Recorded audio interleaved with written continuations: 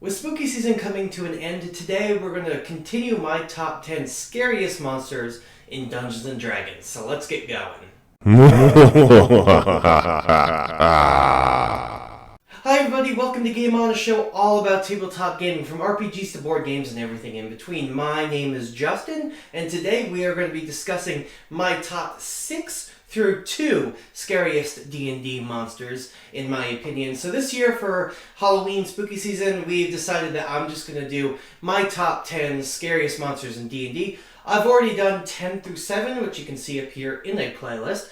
But today I'm going to do 6 through 2 all in one go, and then you'll have to wait until the end to know when I'm going to put out my number 1. So let's get into my number 6. So let's start with number 6, which is the Froghemoth. Now, frogs are kind of cute if you think about it. There's those like little tiny dart frogs and even bullywugs and stuff. People find frogs cute. Now let's take a frog and add some tentacles to it, add some eye stalks to it so it can kind of stick its head out of the water, and then let's make that frog the size of an elephant. And suddenly it becomes a terrifying creature. I'm not afraid of frogs, but I would be afraid of an elephant-sized frog with long tentacles that it could use to scoop me up into its long tongue and eat me alive. Now, Grung in Schult in 5th edition, well actually just in general, D&D lore, they worship these things. They have been known to get eaten by these things because these things don't fully understand that they're being worshipped as gods. They are powerful enough to be worshipped, at least by low-level Grung.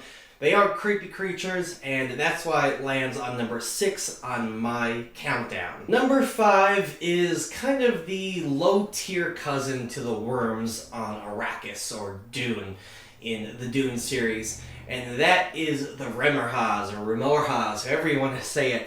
But instead of living in the sand, this creepy centipede creature that's like the size of a small house burrows under the ice and pops up with its heated breath and just kind of attacks you. So as a frontline fighter or character, you can swing at it, but you're going to take fire damage because the thing's on fire. You can try to kite it as like a distance archer mage spell user, but it's just going to burrow into the ground, and let alone trying to hit it, you won't even be able to keep track of it, and it'll pop up and get you out of nowhere. Yeah, Remorhazes are scary. They can be a threat even to low tier 3 characters, just because if they pop up out of nowhere and attack you, especially in groups, and then bring you back under their tunnels, it doesn't matter if you're a barbarian who's swinging an axe at it, or if you're a really good spell sniper with your mage spells.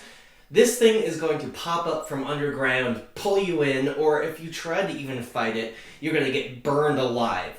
So even higher tier characters can find this scary, and that's why I rank it number 5 on this list. So number 4 already takes what's kind of creepy zombies and adds a little twist to them. The Spawn of Kyuss is a zombie filled with maggoty worms. And for those of you who don't really know D&D lore that well, that's okay.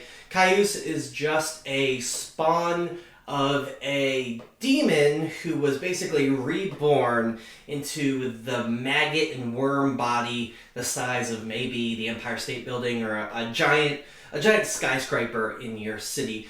It's huge, and he or it makes these zombies, which are basically demon zombies with these worms that crawl out of them. And they're low AC, they're low hit points, they're not terrifying in that sense. But what makes them really scary is that they flick the worms at you, or they attack you and the worms get on you. Now, it takes an action to kind of flick that worm off. Doesn't have much going for it. It's got like one hit point or something. Its AC is like less than 10, it's like 5 or something. It's not that hard to kill, but you have to take an action to get rid of it. Or someone has to take an action to get it off of you. What happens if you don't? Well, then it burrows into your skin. And I don't know if you've ever had anything try to burrow into your skin, but it's not fun. I have. And it's creepy and crawly. And what's even worse is that it starts doing damage to you from the inside. And then on top of that, if you die, you resurrect as a Spawn of Kyuss. And there's nothing really fixing that other than like a wish. So, Spawn of Kyuss, even if you are a level 20 character, you still have to use one of your actions to flick it off, which is destroying you in the action economy.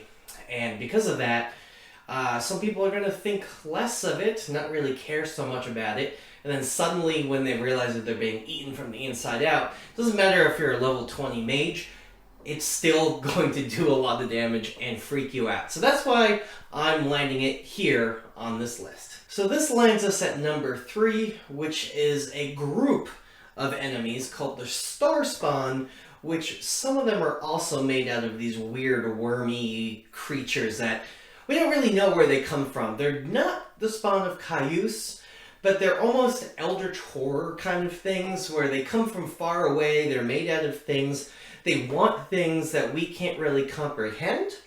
And that's kind of what makes them scary, because it's hard to defeat them. And they are, along with the Sorrowsworn, are probably the only creatures that I would, as a 5th edition DM, say can hit well above their weight, especially when they're all together. I threw a group of Star Spawn at a party of level 8, and I nearly destroyed them with the Star Spawn. And the Mangler, the Warlock, the Seer, they're all really creepy to work together. You don't want to, as a DM, throw them one at a time at the players. You want to throw them all at the players. Players are going to have a hard time dealing with it. It's also got that visceral body thing where their body is covered in worms, so that's kind of gross too. Speaking of the Star Spawn, I have a Patreon page, which I will link in the description below. The Star Spawn are going to be the main baddies as of right now in my Spelljammer campaign that I am writing that is going to be published online in different marketplaces.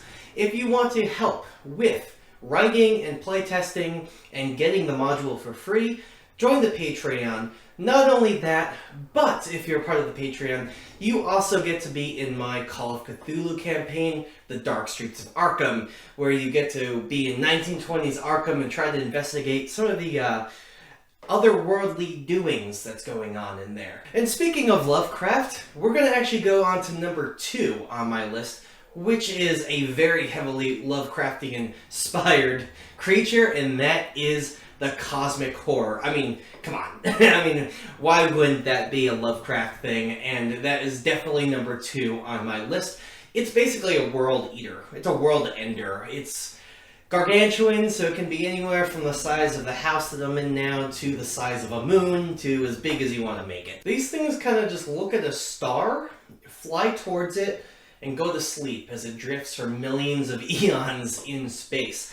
These things can look like anything you really want. They're tentacly, multi-eyed, multi-mouthed things, and when they wake up, if they're at a place that has, I don't know, humans or elves or animals, they might just eat the whole planet or force them to worship it like a great old one. I would think it would be fun to use a cosmic horror as a great old one warlock, because we do know that they are out there. Now, we think that Cthulhu exists in D&D, but with the cosmic horror, we know for sure there is an eldritch demigod out there. And that's why it lands at number 2, because I love Lovecraft so much. Hey, if you guys like this list, please hit that like button and subscribe if you want to see number 1. Let us know in the comments below what you think should be number 6 through 2, and be excited because I still have number 1 coming up. Thank you guys very much for watching. From the bottom of my heart, I thank you all. Once again, my name is Justin. Grab a dice set, play some scary games, and as always, game on.